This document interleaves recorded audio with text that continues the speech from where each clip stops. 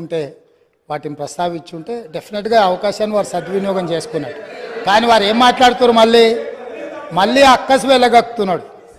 ఎందుకనంటే అక్కడేదో మేనేజ్మెంట్ కోటాలో నేను కూర్చుందాం అనుకుంటే ప్రజల నుంచి వచ్చిన ఆయన కూర్చున్నాడు కాబట్టి నేను చూసి ఓర్వలేకపోతున్నా అని కుళ్ళుగా అనిపిస్తుంది తప్ప దాంట్లో ఏమైనా ఉందా అధ్యక్ష? సరే, ఏదేమైనా అధ్యక్ష, గత ప్రభుత్వము ఎంత గొప్పలు చెప్పుకున్నా కొన్ని వాస్తవాలను ప్రజలు కూడా గమనిస్తున్నారు. మీ ద్వారా వాళ్ళు ఆ సమయంలో మరి గుర్తుందో లేదో ఇప్పుడు గుర్తు చేయదలుచుకున్న అధ్యక్ష, 10వ తరగతి ప్రశ్నాపత్రాలు వాట్సాప్లలో తిరుగుతూ 10వ తరగతి పరీక్షలే నిర్వహించలేని అసమర్థ ప్రభుత్వం ఆనాడు ఉండే.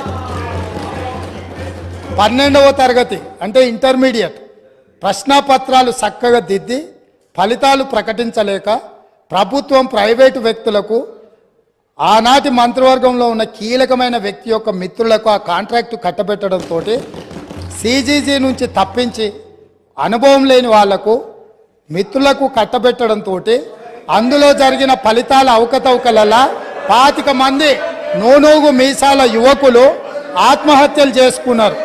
ఈ చావులకు ఆనాటి ప్రభుత్వం కారణం కాదా? ఇవి ప్రభుత్వ హత్యలు కాదా? ఇది పక్కన పెడితే అధ్యక్ష, డెఫినెట్గా తొందర ఏం లేదు అన్నీ.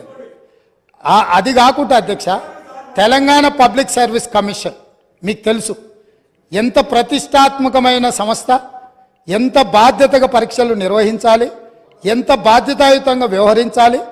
ఈ వ్యవహారాలన్నిటిని పరీక్షలు నిర్వహించే తెలంగాణ పబ్లిక్ సర్వీస్ కమిషన్ నిర్వహించిన పరీక్షలు ప్రశ్నాపత్రాలు చివరికి జిరాక్స్ సెంటర్లలో ఎక్కడ పడితే అక్కడ అగ్వకు సగ్వకు ఎట్లా పడితే అట్లా అమ్ముకునే పరిస్థితి వచ్చి, ఇది మేం చెప్పింది కాదు, పంపకాలలో పంచాయతీ వచ్చి వాళ్ళే ఫిర్యాదులు చేసుకొని ఈ ప్రభుత్వం గొప్పగా మేం కనిపెట్టినామన్నారు. ఈ ప్రభుత్వం ఏమన్నది, ఇది ప్రతిపక్షాలు కనిపెట్టింది కాదు, ప్రతిపక్షాలు చెప్పింది కాదు, మేమే గుర్తించినాం, మేమే ప్రశ్నపత్రాలు అమ్ముతుంటే పట్టుకున్నాం, మేమే కేసులు కట్టినాం అన్నారు. సంతోషం, మీరే అమ్ముకున్నారు, మీరే గుర్తించారు, మీరే పట్టుకున్నారు, మీరే కేసు కట్టారు. కానీ బాధ్యులను ఎవరిని చేసిండ్రు అధ్యక్ష? ఎవరిని బలి చేసిండ్రు? ఈరోజు బాధ్యులైన అందులో ఉండే సభ్యుల నియామకం విషయంలో, చైర్మన్ విషయంలో హైకోర్టు ఇచ్చిన తీర్పేంది? నిజంగానే ఈ ప్రభుత్వం బాధ్యత ఉంటే 30 లక్షల మంది నిరుద్యోగ యువకులు ఈరోజు ఉద్యోగ ఉపాధి అవకాశాల కోసం 10 సంవత్సరాల నుంచి చిక్కడపల్లి సెంట్రల్ లైబ్రరీలోనో లేకపోతే దిల్సుఖ్ నగర్లోనో గౌలిగూడలో లేకపోతే ఈరోజు అమీర్పేట్ చౌరస్తాల్లో కుకట్పల్లి చౌరస్తాల్లో ఈరోజు కోచింగ్ సెంటర్ల అశోక్ నగర్ చౌరస్తాల్లో లక్షలాది మంది విద్యార్థులు ఈరోజు ఉద్యోగ ఉపాధి అవకాశాల కోసం పోటీ పరీక్షలకు గ్రామాలలో ఉన్న తల్లిదండ్రులు రూపాయి కూడబెట్టి ఈరోజు వాళ్ళని ఇక్కడ పెట్టి చదివిస్తే 10 సంవత్సరాలల్లా ప్రభుత్వంలో ఉన్న ఉద్యోగ ఖాళీలను భర్తీ చేయకపోను బాధ్యతారహితంగా నిర్వహించడం వల్ల ఆ ప్రశ్నపత్రాలు లీక్ అయి బజార్లలో పల్లి బఠానీలు అమ్ముకుంటుంటే దానికి సంబంధించిన చర్యలు తీసుకొని బోర్డును రద్దు చేసి కొత్త బోర్డును బాధ్యతారహితంగా నిర్వహించాల్సిన ఈ పార్టీ ఈ ప్రభుత్వం ఆనాడు ఆ చర్యలు చేయలే. ఎన్నికల్లో వచ్చినప్పుడు వాళ్ళని కొంతమంది విద్యార్థులను పిలుచుకొని కూర్చొని మాట్లాడి మంత్రి గారు చెప్తారు, అవును తప్పు జరిగింది, మళ్ళీ మూడోసారి అవకాశం ఇస్తే మిమ్మల్ని నిండా ముంచుతామని వాళ్ళకి మాటలు చెప్తున్నారు. తప్పు జరిగిందని మీరు గుర్తించినప్పుడు, మీ పాత్ర అందులో లేనప్పుడు పాత్రులైన బాధ్యులైన వాళ్ళ మీద చర్యలు తీసుకోవడానికి మీరు ఆ పరీక్షలను నిర్వహించిన వాళ్ళ మీద బోర్డులో నియమించిన సభ్యులకు అర్హత లేదు అని కోర్టు కూడా ప్రభుత్వానికి సూచన చేసినప్పుడు యుద్ధ ప్రాతిపదికన చర్యలు ఎందుకు తీసుకోలేదు? దీనికి కారణం మీరు కాదా? ఇలాంటి 10వ తరగతి పరీక్ష నిర్వహించలేనోళ్ళు, 12వ తరగతి పరీక్షల పేపర్లు దిద్దలేనోళ్ళు, తెలంగాణ పబ్లిక్ సర్వీస్ కమిషన్ ద్వారా ప్రభుత్వ ఉద్యోగ నియామకాలు చేపట్టలేనోళ్ళు ఖచ్చితంగా సిగ్గుతో తల వంచుకోవాల్సిందే. తెలంగాణ సమాజానికి క్షమాపణ చెప్పి తీరవలసిందే అధ్యక్ష. అదేవిధంగా అధ్యక్ష ఇంకొక మాట చెప్పదలుచుకున్న అధ్యక్ష, స్కూల్ ఎడ్యుకేషన్ మీద ఇచ్చిన రిపోర్ట్లో నేషనల్ అచీవ్మెంట్ సర్వే ర్యాంకింగ్ 31 అధ్యక్ష. అంటే ఇంకా కింద ఏది లేదు అధ్యక్ష. అసలు నేషనల్ అచీవ్మెంట్ సర్వే స్కూల్ ఎడ్యుకేషన్కి సంబంధించి తెలంగాణ రాష్ట్రానికి ఉన్న ర్యాంక్ ఏంటంటే 31. రాష్ట్రాలే కాదు యూనియన్ టెరిటరీల కంటే కూడా అధ్వానంగా తెలంగాణ రాష్ట్ర విద్య ఉంది అని అంటే ఈ తప్పకుండా వాళ్ళు తల వంచుకోవాల్సిందే, సిగ్గుపడాల్సిందే అధ్యక్ష. అదేవిధంగా అధ్యక్ష పదే గతంలో మీరు ఇది మాట్లాడినరు, గతంలో అది మాట్లాడినరు, గతంలో మీరు తెలంగాణకు వ్యతిరేకం, లేకపోతే మీరు తెలంగాణ ప్రజలప్పుడు అడిగినప్పుడు ఇయ్యలేదు. గత కాంగ్రెస్ ప్రభుత్వంలో జరిగిన తప్పిదాలకంతా ఇక్కడ ఉన్న వాళ్ళే కారణం, మీరు బాధ్యత వహించాలి అంటారు. నేను ఒక్క మాట మీ ద్వారా చెప్పదలుచుకున్నా అధ్యక్ష.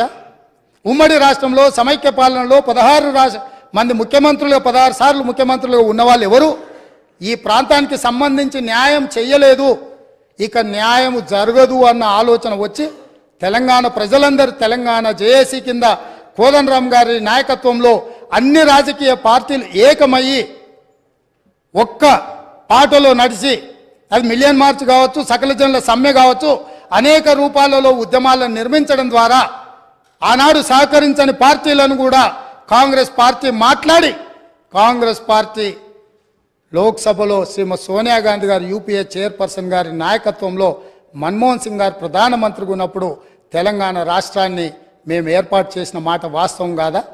ఈ తెలంగాణ రాష్ట్రం ఉక్కు సంకల్పంతో ఆనాడు 2004 సంవత్సరంలో శ్రీమతి సోనియా గాంధీ గారు కరీంనగర్ గడ్డ మీద నుంచి ఈ ప్రాంత ప్రజలకు ఇచ్చిన మాట నిలబెట్టుకోవడానికి మాట తప్పని మడమ తిప్పని నాయకురాలుగా తెలంగాణకు ఆనాడు ఇచ్చిన గ్యారంటీని ఎన్ని కష్టాలు, ఎన్ని నష్టాలు, ఎన్ని ఇబ్బందులు ఎదుర్కొన్న 4 కోట్ల తెలంగాణ ప్రజలకు తెలంగాణ రాష్ట్రాన్ని ఇచ్చి మాట నిలబెట్టుకున్న నాయకురాలు సోనియా గాంధీ గారు. ఇది నేను కాదు, వాళ్ళ నాయకుడు ఇక్కడ నిలబడి చెప్పిండు. ఇవాళ వాళ్ళకు గుర్తు లేకపోతే మీ ద్వారా మిమ్మల్ని అడుగుతున్నా, ఓ రోజు వారు ఇక్కడ నిలబడి సోనియా గాంధీ గారి దయ వల్లనే, సోనియా గాంధీ గారి ఉక్కు సంకల్పం వల్లనే ఈ తెలంగాణ రాష్ట్రం వచ్చిందన్న చెప్పిన విషయాన్ని మీరు అనుమతిస్తే ఇక్కడ కెమెరా, ఇక్కడ వీడియో పెట్టి, ఇక్కడ మొత్తం టీవీ పెట్టి మీ ద్వారా వాళ్లకు తెలంగాణ ప్రజలకు నేను చూపించదలుచుకున్న అధ్యక్ష. ఇదే కాకుండా అధ్యక్ష వస్తున్నా అక్కడికి కూడా వస్తున్నా, తొందరవాడు అంత తొందర ఎందుకు? నీది కూడా మేనేజ్మెంట్ కోటానే తెలుసు కదా, ఆ గట్టిగా అరుస్తున్నాయని కూడా మేనేజ్మెంట్ కోటానే. సో అదేవిధంగా అధ్యక్ష